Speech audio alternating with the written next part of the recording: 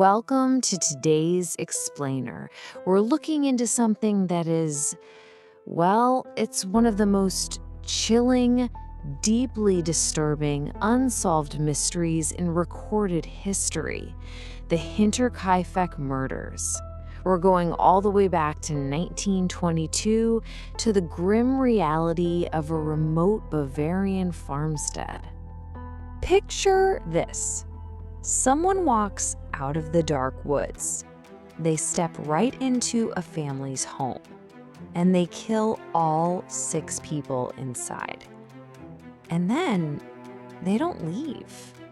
For days, the killer just stays inside that farmhouse, sleeping in their beds, eating their food, even going out to feed the farm animals. All while 6 bodies lay just a few dozen feet away.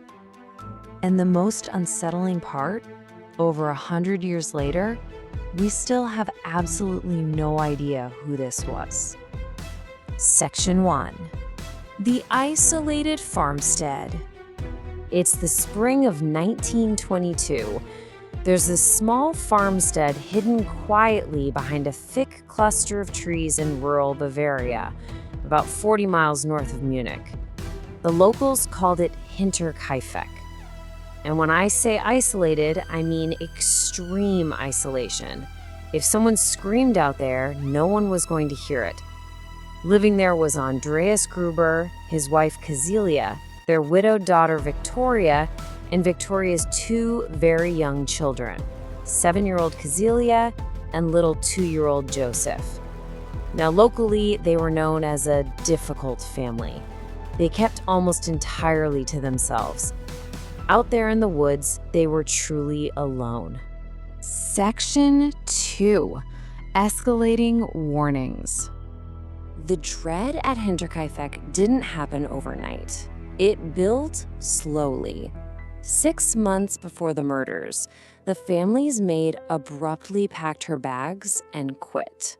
She told people she kept hearing heavy, pacing footsteps up in the attic at night. She was absolutely terrified. Then, just weeks prior to the attack, a newspaper that no one ordered randomly appeared on the farm. A set of house keys completely vanished, and finally, just days before the end, Andreas found footsteps in the fresh snow. They led out of the dense forest and walked straight up to the farm's machine shed. But here is the terrifying part. There were absolutely no footprints leading back out. That exact same night, the family heard footsteps in the attic again. Andreas actually searched the house, but he didn't find anyone. He casually mentioned these bizarre, creepy events to a few neighbors, but he never told the police. And honestly, this single fatal error in judgment was likely the exact moment the family lost their very last chance at survival. Section 3. March 31st, 1922. The last night. That evening, a new maid named Maria Baumgartner arrived for her very first day of work. Her sister walked her up to the farm, said her goodbyes, and walked away. Sadly, Maria would never make it to day 2. The killer didn't just storm the house guns blazing. Instead, one by one, the family members were lured outside. They were drawn through the stable and right into the barn, and right there, they were executed, individually. And then the killer quietly entered the home and went straight for Maria and the 2-year-old toddler sleeping in his crib. All 6 victims were struck down with the exact same weapon, a mattock. For those who don't know, it's a heavy farming tool. It has a sharp pick on one end and a flat blade on the other. Wielding that, it was a brutally violent, physically exhausting way to end 6 human lives.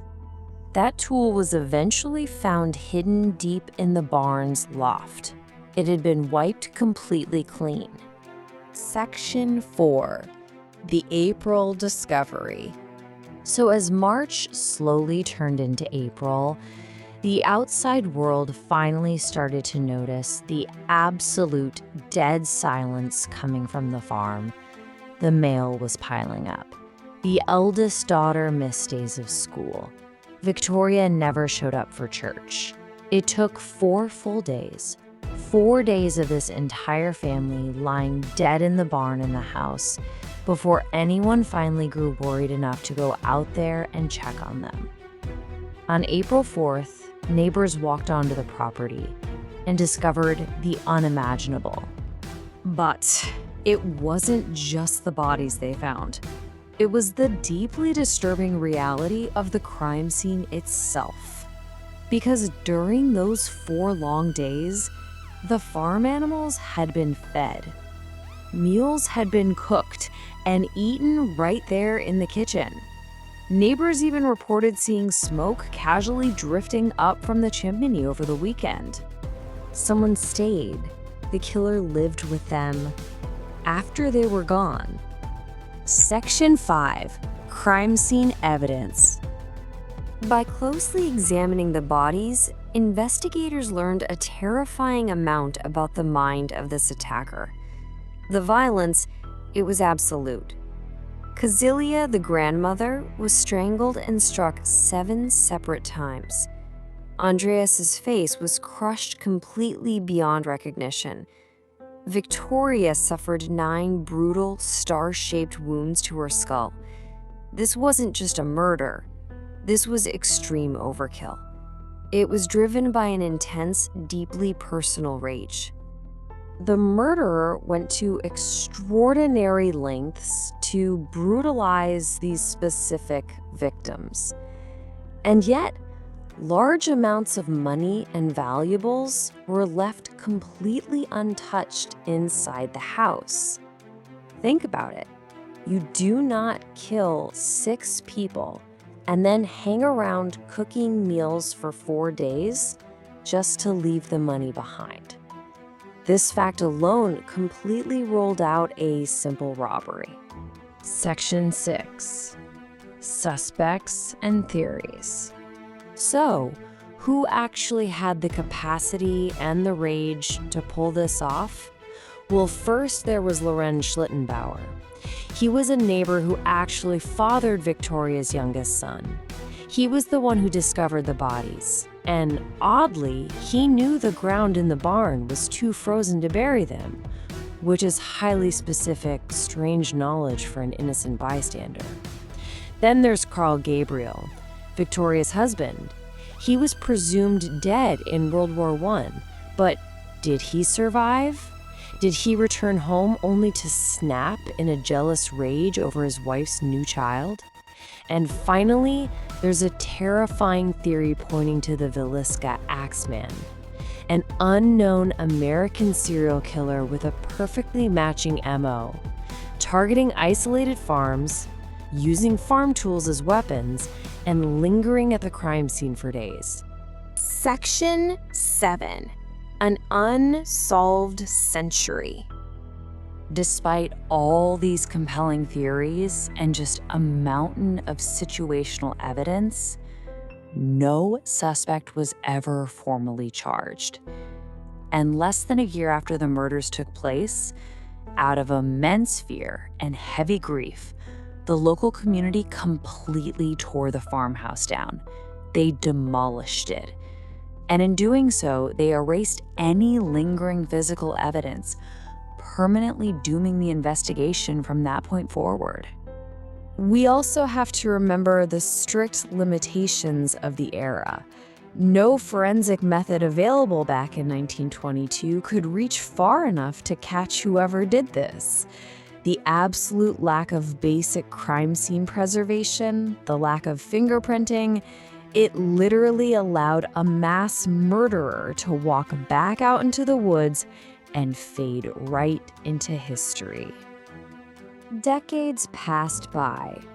In 2007, German police officially reopened the cold case. They took modern scientific and forensic techniques and applied them to all the surviving files and evidence. But even with today's technology, they still could not definitively name a killer. The identity remains completely, entirely lost. Which leaves us with one final, deeply haunting detail. When the police first entered that home back in 1922, they found a tear-off block calendar hanging on the wall. The murders happened on March 31st. But that calendar, it was turned to April 1st. Someone survived in that house, existing alongside 6 corpses, just long enough to casually flip a piece of paper. So, who turned the calendar page? We may never know. Thank you for joining me for this explainer.